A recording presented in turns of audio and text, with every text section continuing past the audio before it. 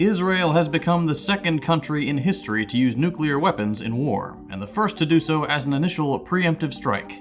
The target? Iran. Most of Tehran, its greater metro area, and even its suburbs have been vaporized or reduced to smoldering rubble. Millions are dead, millions more are being exposed to lethal doses of radiation, and still more are suffering life-threatening burns. Israel's only remaining ally, the United States, continues to stand by Israel's preemptive nuclear strike. The US has warned Iran that any retaliation will be met with, in the president's words, overwhelming response, and that the US will, quote, turn the country into glass. We may be looking at nuclear winter as Israel continues to lash out. Okay, obviously this isn't happening right now, at time of recording. But this scenario isn't as far-fetched as you might think. A 2013 study set out to understand the medical consequences of a nuclear exchange between Iran and Israel in the near future, with a focus on the distribution of casualties in urban environments. Academics have been taking this scenario seriously for over a decade, and as the genocide in Gaza continues, it's now abundantly clear that Israel is the nation most likely to initiate a full-scale nuclear or conventional war in the region. Let's explore the consequences of a war between Israel, Iran, and their respective allies. Before we answer that, we'd like to take a quick moment to thank this episode's sponsor, Aura. As you all know, we make political content here and on our other channels. Unfortunately, that means some people don't like us very much. These days, a quick Google search is all it takes to find someone's personal information. Data brokers sell your information to scammers, spammers, and anyone else who may want to target you. Your full name, email, home address, health records, your relatives, it's all readily available for those who want to find it. That's why I've been using Aura to help keep my private details private. Aura shows me which data brokers are selling my information and automatically submits opt-out requests for me. This not only cuts down on the amount of spam I get, but also helps keep all my accounts safe from bad actors. And Aura does so much more. It's a VPN, a password manager, an antivirus. It even offers identity theft insurance and parental controls. And the best part is, it's all in one place and very reasonably priced. So if you're like me and you value your privacy and staying safe online, visit aura.com/firstthought and get your first 2 weeks absolutely free, no strings attached. Try it out, and I promise you'll appreciate the peace of mind. Support the show and protect your valuable data by signing up today at the link below.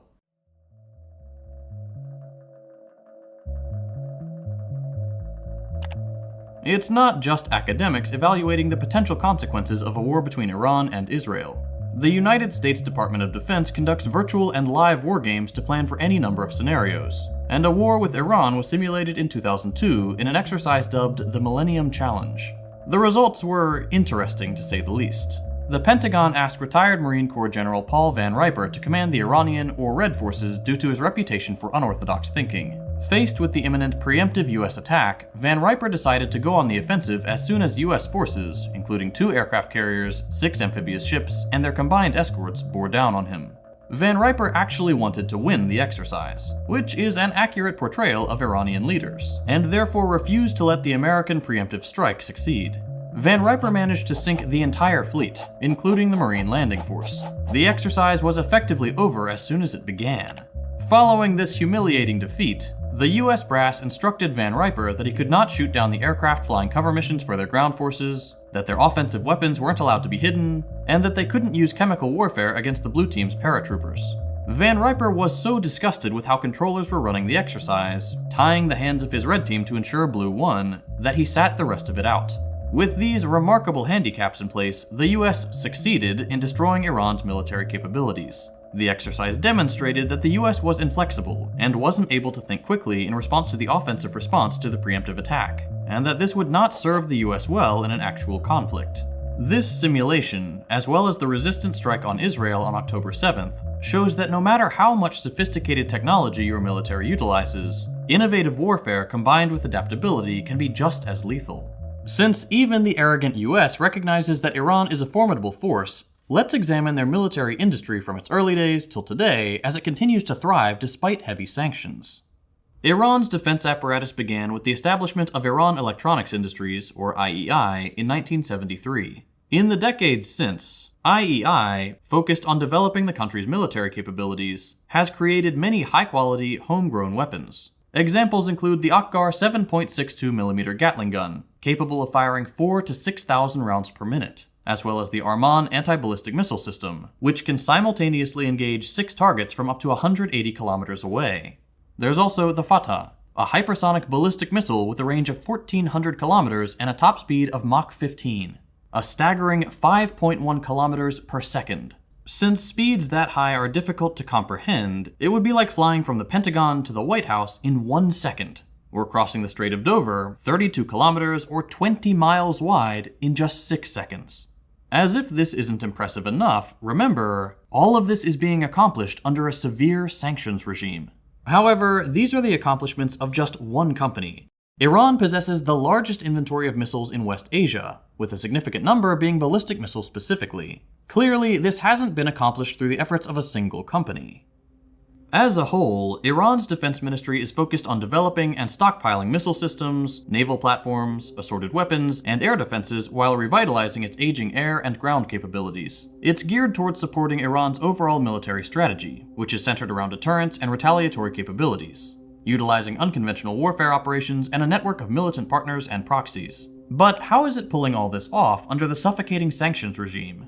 The answer can be summed up in 2 words: reverse engineering. Having been forced to transition away from importing weapons and technology, Iran has become arguably the most successful country at reverse engineering and developing its military equipment based on examples of enemy, mostly US, weapons in the field.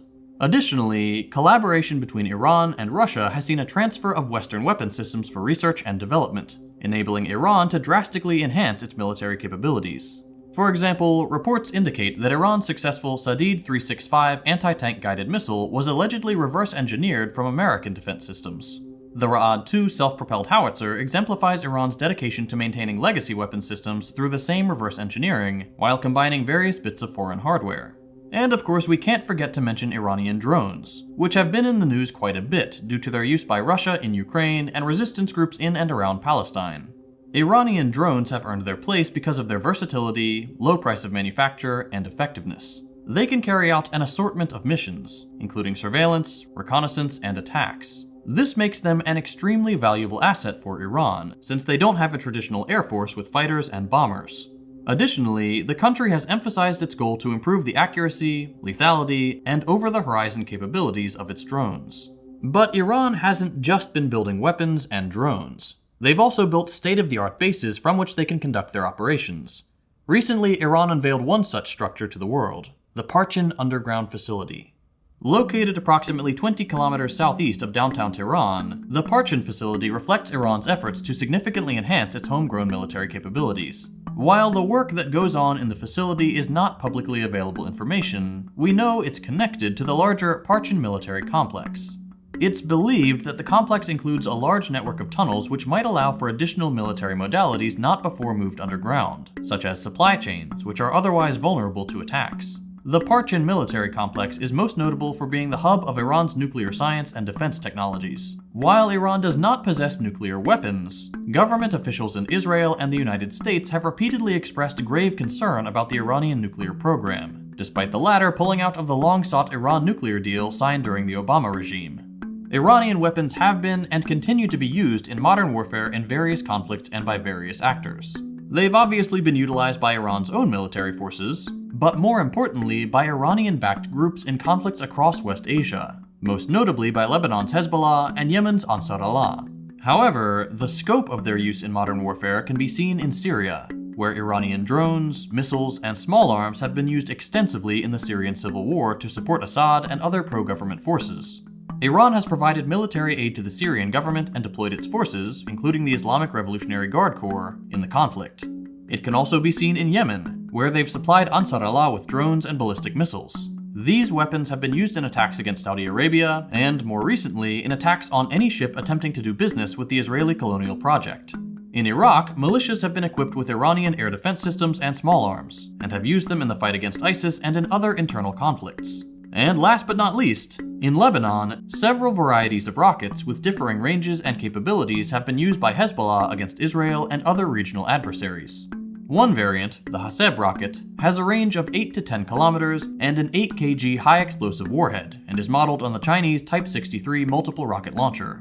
With such a short range, these are best used against ground forces. The Ra'ad or Thunder rockets are wire-guided anti-tank missiles based on the Soviet 9M-14M Malyutka and have a range of 350 kilometers, roughly the distance between Washington, D.C. and New York City. The Fajr, or Dawn rockets, actually comprise their own family, with the three major types being a long-range missile with a range of 180 kilometers, a 240mm artillery with a range of 43 kilometers, and a 333mm multiple rocket launcher system primarily used to support ground troops, strategic strikes, and for their psychological impact given the volume and intensity of the bombardment they can unleash.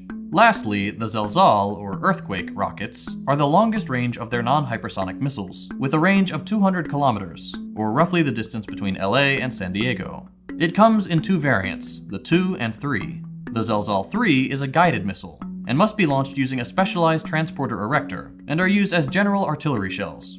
The Zelzal 2, on the other hand, is an unguided, truck-launched rocket primarily used against armored vehicles, including the Israeli Merkava main battle tank, and buildings occupied by infantry units. The rocket delivers a massive 600 kg payload. Iran's arsenal of homegrown weaponry is formidable. With all this firepower, it's not hard to see why the US lost so badly in their simulation. Since any war waged against Israel is also a war against the United States, and since the US is still the sole world superpower, we should unpack what the cost of such a war would be to the US, and by extension, the world. In order to keep this in line with most projections, we're going to assume conventional, not nuclear warfare, as do all of our sources. It goes without saying that any nuclear exchange would cause immeasurable damage and suffering for decades, possibly centuries. So let's start with the raw dollar amount, if only to show how futile it is to even attempt to nail down actual figures. A full-scale US invasion of Iran has been estimated to cost $1.7 trillion, according to a report by the Federation of American Scientists. This includes expenses related to troop deployments, equipment, logistics, and other military expenditures. Note that this is just for the invasion of the country. It says nothing about any long-term presence, which is nearly impossible to quantify given the number of unknowns. Fully estimating the cost of a US war with Iran not only includes the immediate expenses of military operations, but also the long-term cost associated with post-conflict reconstruction in both nations, extreme damage to the US economy, and the untold loss of life. The monetary cost would easily run into the many trillions of dollars, straining the US economy and hyper-focusing US spending on the military even more than it already does, possibly to the point of completely giving up its responsibility to other vital areas, such as healthcare, education, and infrastructure. Unfortunately for the rest of the world, a lasting conflict with Iran would have wide-ranging implications for the global economy. It would lead to broad economic and financial shocks that would significantly worsen with time and evolving conditions. The resulting collapse of Iran's economy would see a reduction of the global GDP of as much as 0.3 percentage points, which doesn't sound like much, but would be a tremendous shock. A prolonged conflict would create unprecedented uncertainty in global financial markets, leading to increased volatility in stock prices, exchange rates, and commodity markets. This uncertainty would shake investor and consumer confidence to the core, affecting global economic growth and leading to a slowdown in business expansion and hiring. The world economy is highly reliant on key trade routes, particularly in the Strait of Hormuz, a strategically important passage that connects the Persian Gulf to the Gulf of Oman, through which approximately 1/5 of the world's oil passes. Such disruptions would lead to supply chain failures, ballooning shipping costs, and if that wasn't enough, a US-Iran conflict could trigger an escalation of proxy warfare in countries like Syria and Yemen. It could also lead to the creation of new proxy conflicts, as well as prompt Iranian missile strikes and other attacks on US allies in the region. The economic impact of a conflict with Iran would extend beyond direct financial costs. It would lead to the deaths of an untold number of innocent people, trade agreements would be destroyed, and global geopolitical dynamics would be unrecognizable. If you're a US citizen, you may well ask, what could we get instead of a costly, unnecessary war with Iran? Well, we're glad you asked. According to a study by the Political Economy Research Institute, Medicare for All would cost approximately $37.8 trillion between 2017 and 2026. That would be approximately $3.78 trillion per year. While that is a lot, you could get 3 invasions of Iran for that. Consider this. In 2021, US citizens spent $4.3 trillion, or $12,914 per capita on healthcare which doesn't cover everyone and severely underinsures most of the rest. In fact, you could add free college, which would only cost a comparatively tiny $680 billion per year, and still spend less money than Americans spent on healthcare in 2021. That is obscene. The bottom line is, the United States has better things to spend its vast, unprecedented wealth on than more wars. If the US were to allow Israel to drag it into a conflict with Iran, it's probably safe to say, without hyperbole, it would be the end of the world as we understand it. Episodes like this one are made possible thanks to our generous patrons on Patreon. If you'd like to help support the show, and get some great perks while you're at it, consider becoming a patron. Perks include access to our Discord server, early access to videos, ad-free episodes, and more. You can help us keep the channel afloat by becoming a patron at patreon.com/firstthought. Thanks for watching, and we'll see you next time.